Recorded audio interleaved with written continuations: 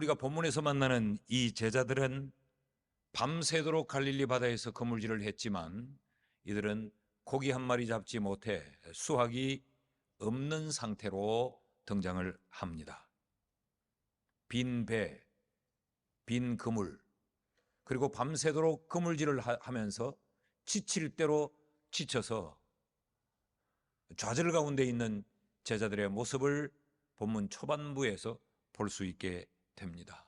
3절 말씀을 같이 한번 읽으시죠. 시작.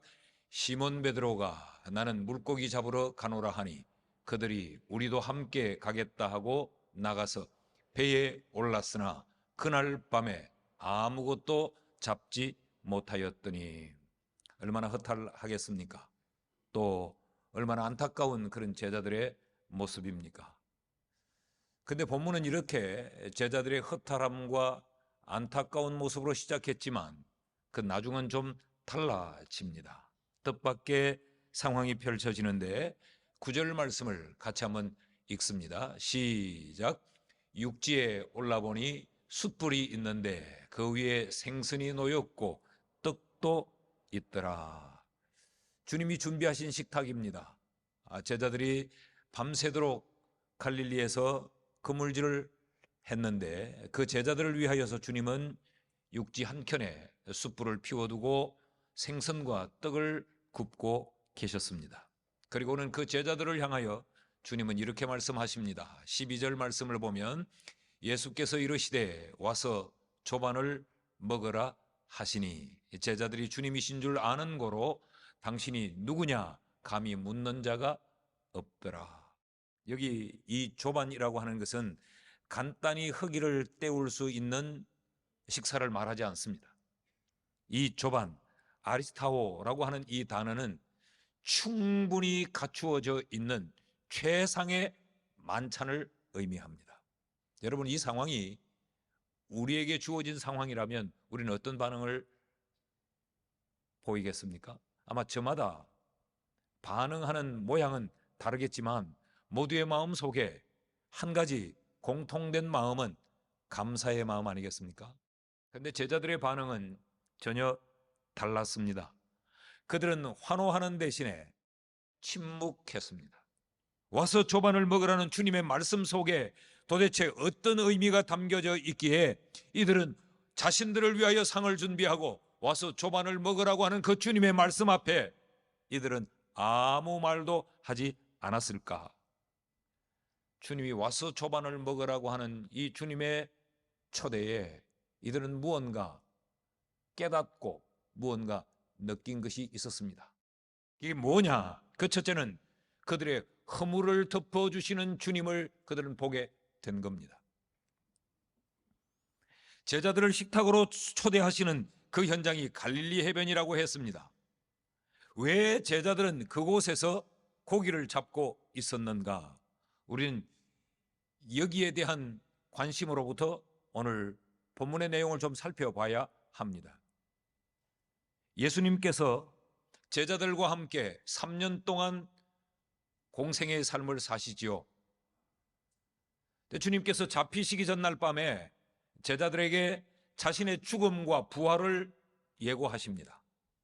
그러시면서 주님은 내가 죽으나 다시 부활할 텐데 내가 부활한 후에 너희들과 갈릴리에서 다시 만날 거야 라고 말씀을 하세요. 마가복음 14장 28절 말씀을 보면 그러나 내가 살아난 후에 너희보다 먼저 갈릴리로 가리라. 그런 후 주님은 십자가에 죽으시고 3일 만에 다시 살아나십니다. 부활하신 후에 주님은 자신이 부활했다는 것을 여러 사람에게 나타나 보이죠.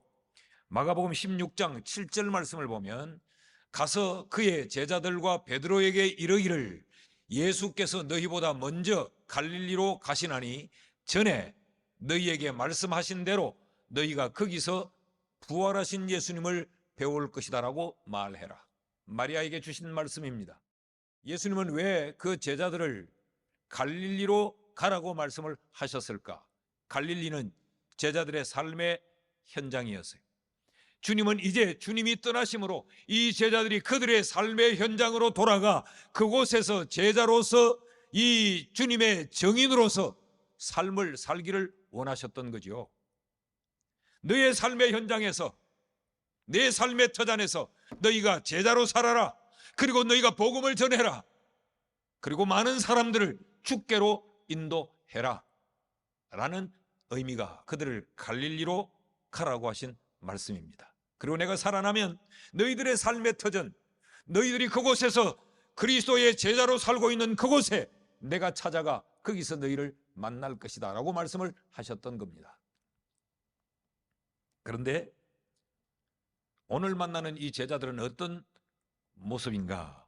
3절 말씀을 보면 시몬 베드로가 나는 물고기 잡으러 가노라 하니 그들이 우리도 함께 가겠다 하고 나가서 배에 올랐으나 그날 밤에 아무것도 잡지 못하였더라.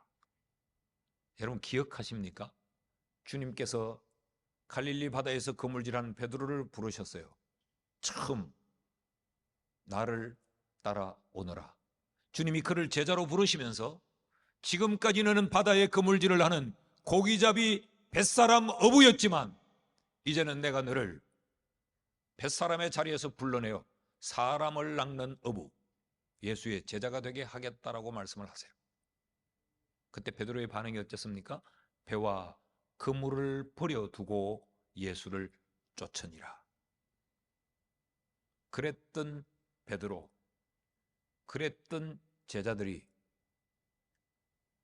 오늘 갈릴리 바다에서 그들이 버렸던 그물을 다시 손에 잡고 그들이 버렸던 배를 다시 갈릴리 바다에 띄우고 사람을 낚는 어부에서 지난날 고기 잡던 어부로 돌아가 버린 모습을 우리에게 보여주고 있습니다. 옛 삶으로 회귀해버린 그 제자들을 보여주고 있는 것이죠. 이들은 자신들이 누군가 신분을 망각했다는 이야기입니다. 신분을 망각하니 그들이 뭘 해야 될지 사명도 망각해버리고 만 거죠.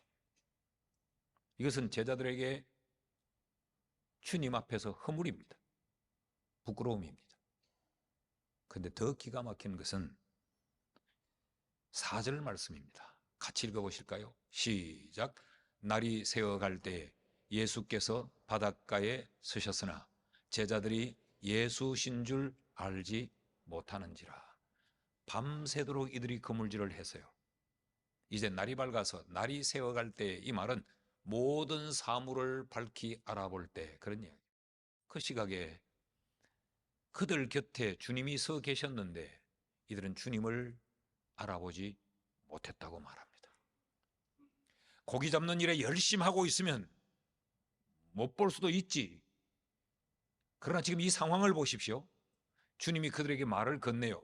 얘들아, 너희에게 고기가 있니? 그랬더니 이들이 대답까지 합니다. 없나이다. 그러면 그물을 오른편에 한번 던져볼래? 여러분, 이런 상황은 주님과 제자들 사이가 거리가 멀었다는 걸 우리에게 말하지 않죠. 충분히 대화를 주고받을 수 있는 근거리에 이들이 있었다는 이야기입니다. 그런데 날은 이미 밝아 누가 누군지를 알아볼 수 있었다는 것이지요. 그런데도 이들이 주님을 몰랐다. 부활한 주님이기 때문에, 부활하신 주님이기 때문에 이들이 모를 수도 있겠지.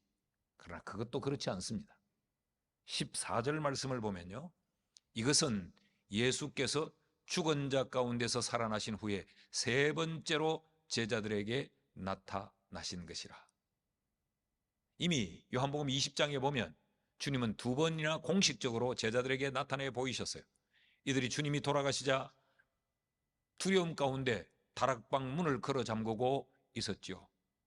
그런데 주님이 부활하신 주님이기에 시간과 공간의 제약을 받지 않는 분이라 문을 다 걸어 잠궜음에도 불구하고 그곳에 주님이 오셨습니다. 그리고 그들과 대화를 나눕니다. 평안하라. 두려워하지 마라. 자, 그러니까 이 제자들은 공식적으로 두 번이나 주님과, 부활의 주님과 얼굴을 마주하고 손에 못자국 난 그 주님을 봤고 옆구리에 창자국 난 그 주님을 봤어요. 주님은 이 땅에 부활하신 후에 40일 후 승천하셨어요. 처음 보고 8회를 지나 한 주일 지나 또 보고, 그러면 이제 짧은 시간 내에 이들은 연속적으로 부활의 주님을 지금 세 번째 보고 있는 것입니다. 그럼에도 이들이 부활하신 주님을 알아보지 못했다. 이들이 영적으로 무너져 있었다는 겁니다. 주님과 그들 사이에 철벽이 써 있었다는 거지요. 제자들에겐 부끄러움입니다. 이러한 허물을 안고 있는 이 제자들을 향해서 주님이 조반상을 준비해 줍니다. 그것도 만찬을 준비해 줘요. 그리고 주님이 말씀하십니다. 와서 조반을 먹어라. 제자들의 그 부끄러움과 그 허물을 주님은 들추어내지 않았습니다. 와서 조반을 먹어라. 이 한마디 속에 그들의 부끄러움과 그들의 허물이 다 덮어지고 있는 것이요. 제자들은 더 이상 할 말이 없었습니다. 아, 이분이 우리가 지금까지 함께 했던 바로 그 주님이시구나. 이거 외에 그들이 더 이상 할 말이 없었던 거죠.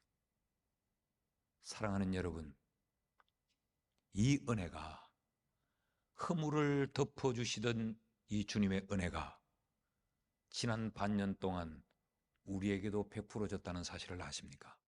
돌아보십시오. 성도임에도 불구하고 성도답게 살지 못한 우리의 허물이 있습니다. 우리의 생각과 우리의 말과 우리의 행동과 우리의 모든 활동에서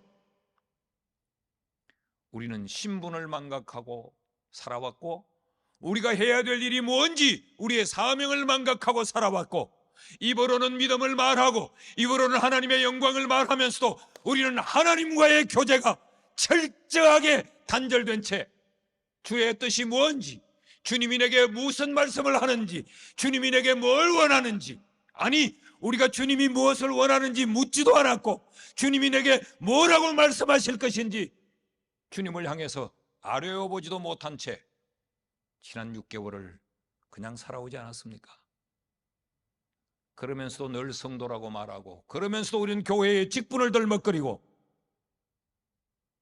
돌아보면 제자들에게 있었던 이 부끄러움과 이 허물이 우리의 부끄러움과 우리의 허물입니다. 자, 그럼에도 불구하고 하나님은 아침마다 와서 조반을 먹어라. 그렇게 먹이시고 그렇게 먹이시면서 우리의 허물을 덮어 우리를 오늘 여기 데려다 놓으셨습니다. 이것이 은혜입니다. 이것이 감사의 조건입니다.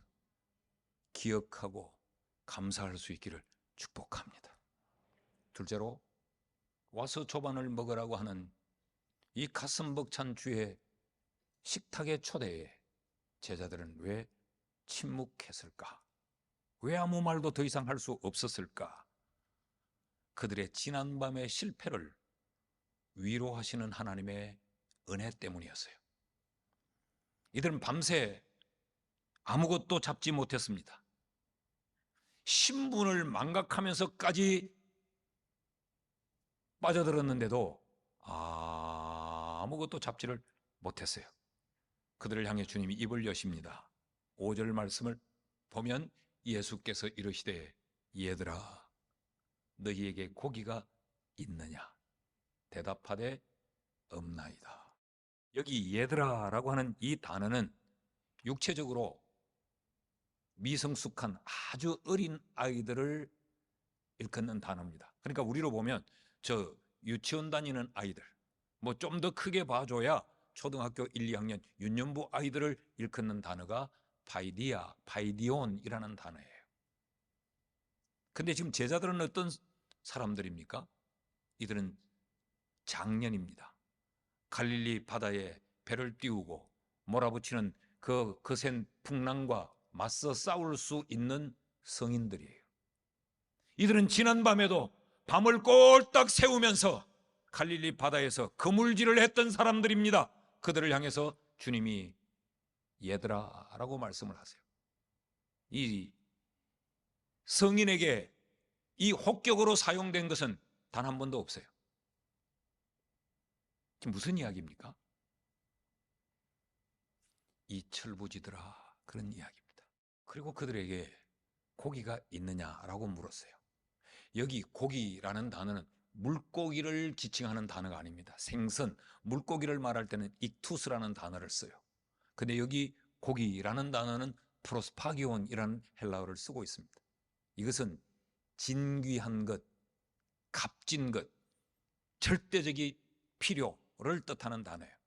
그러니까 이 생선을 잘 요리를 해서 먹기 좋도록 딱 식탁 위에 올려 놓은 상태, 그것을 프로스파기온이라는 단어를 씁니다. 주님이 그들에게 너희에게 고기가 있느냐? 참으로 너희에게 필요한 것이 있느냐? 너희의 삶에 신분도 있고 사명도 있고 나를 알아보지도 못할 만큼 세상에 빠져 살던 너희에게 진짜 귀중한 것, 그 프로스파기온이 너희에게 있니? 라고 묻는 거죠. 그때 제자들의 대답은 없습니다 였습니다. 그럼 무슨 이야기입니까? 지난밤은 실패였다라는 이야기입니다. 이런 제자들을 향하여서 주님이 만찬을 차려놓으시고 와서 조반을 먹어라 라고 말씀해요. 이 말씀은 그들의 실패를 들추어내는 것이 아니고 그들을 위로하는 겁니다. 그런데 이 주님의 위로는 이들을 단순히 그저 괜찮다 괜찮다 괜찮다 위로하는 것으로 끝나는 게 아니고 이들을 다시 회복시켜서 제자의 자리에 세우려는 데 있습니다. 15절 말씀을 보십시오. 그들이 조반 먹은 후에 예수께서 시몬 베드로에게 이르시되 요한의 아들 시몬아, 네가 이 사람들보다 나를 더 사랑하느냐 하시니. 주님은 그들에게 조반을 먹이고 그들의 실패를 위로하고 격려하심과 동시에 다시 제자의 자리에 주님은 그들을 세우려고 하십니다. 이 주님을 마주 대하는 그 순간 그들은 아무 말을 할 수가 없었던 거죠. 여러분, 우리가 이 은혜를 입고 살았습니다. 지난 반년을. 얼마나 많이 우리가 실패했습니까? 성공해 보려고, 쟁취해 보려고, 우리 인생의 그물에 가득 채워 보려고, 내 인생의 배에 가득 실어 보려고 우리는 밤을 잊어버리고 몸이 병들도록 정신없이 우리는 허덕거리며 살았는데, 우리는 빈 배, 빈 그물, 빈손입니다. 그럼에도 불구하고 하나님은 날마다 실패하는 우리지만 하나님은 아침마다 우리를 와서 조반을 먹으라, 아침마다 우리를 새로움의 자리로, 살아갈 수 있는 자리로 주님이 우리를 불러주셨기에 우리는 오늘 여기 있습니다. 셋째로, 와서 조반을 먹으라 라는 이 주님의 말씀 속에 제자들이 무엇을 보느냐? 자신들의 필요를 채우시는 그 은혜를 봅니다. 지금 제자들은 밤을 새웠습니다. 밤새도록 그물질을 한 거죠. 그런데 지금 얻은 것이 없어요. 헛수고였습니다. 실패했습니다. 얼마나 절망스러웠겠습니까? 주님께서 그들의 헛수고의 밤을 풍요의 아침으로 바꿔주셔요. 그리고 그들의 빈 그물을 가득 찬 그물로 주님이 채워주십니다. 6절 말씀을 보십시오. 같이 읽습니다. 시작. 이르시되 그물을 배 오른편에 던지라, 그리하면 잡으리라 하시니 이에 던졌더니 물고기가 많아 그물을 들 수 없더라. 여러분, 이 말씀은 그물을 오른편에 던졌느냐 왼편에 던졌느냐 그게 초점이 있는 게 아니에요. 주님이 필요의 공급자다라는 말씀입니다. 이들이 밤새도록 그물질을 했는데 계속 그물을 배 왼편에만 던졌겠어요? 왼편도 던져보고 오른편도 던져보고 동서남북 온 갈릴리 바다를 다 뒤지지 않았겠습니까? 갈릴리 바다는 우리가 생각하는 것처럼 큰 바다가 아닙니다. 이 끝에서 저 끝이 보이는 바다예요. 그런데 주님이 제자들에게 고기가 없다고 하니까 배 오른편에 그물을 내려라 그랬더니 그물을 들 수 없도록 고기가 잡혔다라는 거지. 제자들은 이렇게 생각했습니다. 그들의 필요는 그들이 밤을 새워 채워야 된다고 생각했어요. 근데 주님은 너희의 필요는 내가 공급한다. 11절 말씀도 보면 시몬 베드로가 올라가서 그물을 육지에 끌어올리니 가득히 찬 큰 물고기가 153마리라 이같이 많으나 그물이 찢어지지 아니하였더라. 이렇게 쓴 걸 보면 충분히 그물이 찢어져서 육지에까지 끌고 올 수 없는 지경이었던 것 같아요. 그럼에도 불구하고 그물이 찢어지지 않고 이들이 육지에 다 가져올 수 있었다. 하나님이 이렇게 책임을 지시고 그들의 필요를 채워주셨다는 이야기입니다. 여러분, 지나온 반년 우리는 우리가 기를 쓰고 살아서 오늘 여기 있다고 생각해요. 그러나 주님이 우리에게 필요를 공급해 주심으로 우리는 오늘 여기에 있는 것입니다. 더 놀라운 사실이 하나 있습니다. 9절 말씀을 보십시오. 같이 읽어요. 시작. 육지에 올라보니 숯불이 있는데 그 위에 생선이 놓였고 떡도 있더라. 이들이 육지에 와보니까 숯불이 피워져 있고 거기 떡과 생선을 지금 주님이 굽고 계시더라는 거죠. 그런데 주님이 10절 말씀에서 이렇게 말씀을 하십니다. 예수께서 이르시되 지금 잡은 생선을 좀 가져오라 하시니. 그렇다면 주님이 지금 굽고 계신 생선은 제자들이 잡아온 생선은 아닙니다.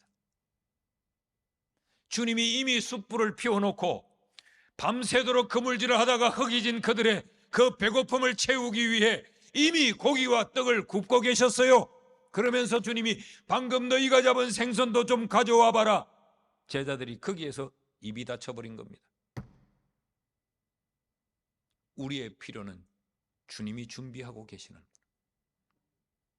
우리가 저 바다에서 실패하고 있을 때에, 우리가 부끄러운 삶을 살고 있을 때에, 그때도 주님은 이미 우리가 이 육지에 도착할 그 시간을 맞추어 불을 피워놓고 떡과 고기를 굽고 계셨구나. 우리의 필요는 주님으로부터 공급되어지는구나. 이것이 제자들의 깨달음이었어요. 주님이 준비한 그 아침 만찬상으로 주님이 그들을 불러 모으십니다. 와서 먹자. 내가 너희들을 위해 준비해뒀다. 너희들이 얼마나 허기질까. 육지에 도착하면 너희들이 가장 먼저 배고픔을 채워야 할 것을 알기에 내가 떡을 구웠다. 내가 생선을 구웠다. 이 숯불로 와. 몸을 녹이고 떡과 고기를 먹자. 와서 조반을 먹어라. 주님의 이 말씀은 내가 너희의 공급자인데, 내가 너희를 위하여 미리 준비하는데, 내가 너희에게 풍성하게 준비하는데 너희는 어찌 신문도 잊어버리고 사명도 잊어버리고 지금 이런 삶을 살았느냐라는 의미가 이 질문 속에 담겨 있고 제자들이 그것을 깨닫는 거죠. 13절 말씀도 보십시오.